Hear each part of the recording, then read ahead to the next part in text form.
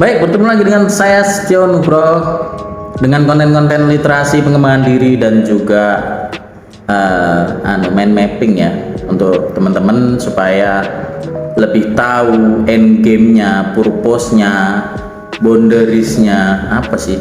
Itu makanan apa Cak Tio ya dah? Enggak. Jadi paling tidak kita tahu kita nih diciptakan di dunia ini mau ngapain gitu ya. Oke, kali ini saya akan share tentang karena saya hampir sekian puluh tahun jadi HR ya, jadi mungkin saya share yang seputar HR. Saya belum pernah share tentang HR, baru ini share tentang pola komunikasi di kantor ataupun di tempat kerja ya. Oke, ini konten pertama saya tentang HRD, ke HRD-an. Oke, tidak lama-lama lagi kita langsung saja yang 7 attitude ketika Anda di tempat kerja yang baru ya. 7 attitude, jadi harus disimak benar-benar nih ya, paling tidak mungkin secara umum ya, bukan secara personality. Oke, yang pertama adalah yang Anda harus punya kemampuan pendekatan ya.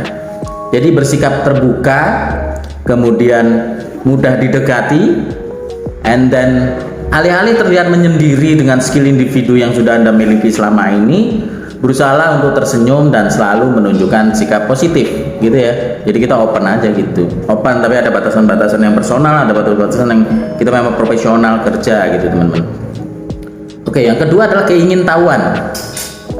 Tunjukkan ketertarikan yang lebih terhadap rekan kerja daripada tidak tertarik gitu ya.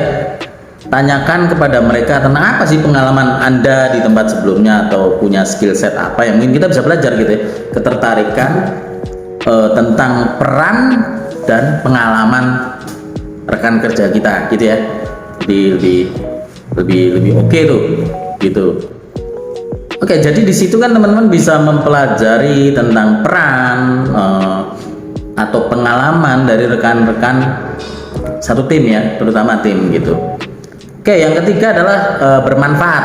Nah, ini lebih ke personal, panggilan jiwa. Jadi sebenarnya tawarkan bantuan dan dukungan kepada rekan kerja Anda walaupun memang sekiranya kurang terlalu dibutuhkan juga. Sebenarnya ada yang bisa saya bantu nggak mas? Nah misalnya ini, tapi ya balik lagi kan, yang penting kita menawarkan. Jadi kita terkesan memang open gitu, bukan terkesan sih, memang kita buat posisinya open. Alih-alih mementingkan diri sendiri, paling tidak kita bisa membantu proyek atau tugas daripada rekan-rekan setim kita, terutama biasanya terkoordinasi ya selama satu tim itu. Oke, yang keempat adalah fleksibilitas ya. Jadi ini mudah beradaptasi dan berpikiran terbuka saat bekerja ya teman-teman. Jadi nggak usah saklek begini, oh mau gue begini nih, pengalaman gue sih begini ya. Itu biasanya tuh ya, biasanya pengalaman gue sih begini, nggak bisa digituin gitu ya. Mudah beradaptasi dan berpikiran terbuka, alih-alih bersikap kaku. Jadi terimalah gaya kerja yang berbeda, nggak semua sama kayak teman-teman, karena bukan satu alumni ataupun bukan satu workshop, satu pendidikan tertentu. Jadi ya teman-teman harus membuka diri gitu ya. Membuka diri bahwasanya tipikal bekerja teman-teman itu berbeda dengan kita.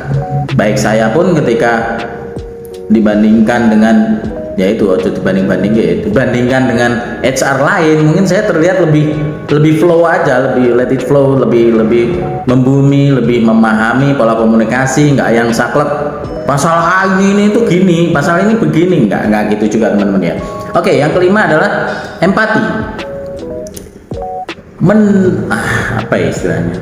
Kita menunjukkan, membuka diri bahwa kesediaan kita untuk mendengarkan curhat teman-teman, curhat dalam arti tentang pekerjaan ya, tentang kesulitan mereka, kita coba dengarkan, terus kita coba tawarkan solusi. Kalau dia cerita ya kita dengerin aja gitu ya, tapi kalau kita punya solusi yang solutif, bisa kita bantu tuh ya. Jadi alih-alih bersikap acuh tak acuh, akui perspektif dan tantangan rekan kerja Anda. Jadi dari sudut pandang rekan kita ini gimana sih kalau menyelesaikan satu masalah yang seperti ini gitu ya.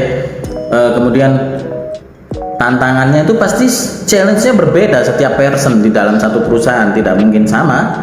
Jadi kita bisa belajar hal baru, malah kita something new ya. Jadi tahu bagaimana tantangan dan perspektif gitu ya, tidak selalu mono gitu ya. Nomor 6, menghormati. Jadi ini lebih penting ya teman-teman ya. Perlakukan rekan kerja Anda, saya ini bukan baca ya teman-teman, mikir. Lakukan rekan kerja Anda dengan profesionalisme dan penghargaan ya, setinggi-tingginya. Alih-alih bersikap tidak sopan, dan perhatikan batasan dan preferensi kinerja mereka. Jadi ada beberapa hal yang memang itu ranahnya personal, dan satu lagi ranahnya memang profesional kerja kita. Jadi kita harus sangat menghormati batasan itu ya. Jadi jangan tiba-tiba omong-omong kemarin katanya nikah tanggal berapa ya, saya lupa gitu ya. Kalau dia lagi nggak kepengen bahas masalah pribadinya ya jangan terlalu masuk ke terlalu dalam. Kemarin katanya liburan ke pantai, lihat statusnya punya duit banyak ya, bisa pinjam 1 juta dulu nggak ya, nggak gitu teman-teman ya. Jadi lebih ke menghormati ranah personal dan ranah profesional. Oke.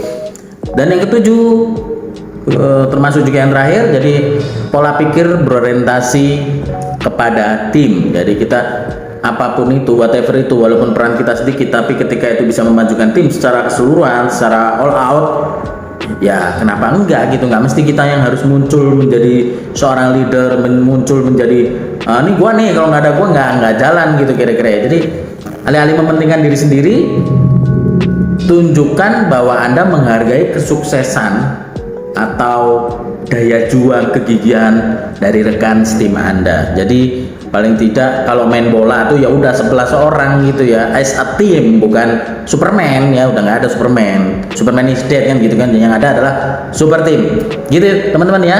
Oke, mungkin sampai sini dulu share saya tentang ke HRD-an, terutama tentang pola komunikasi antar karyawan.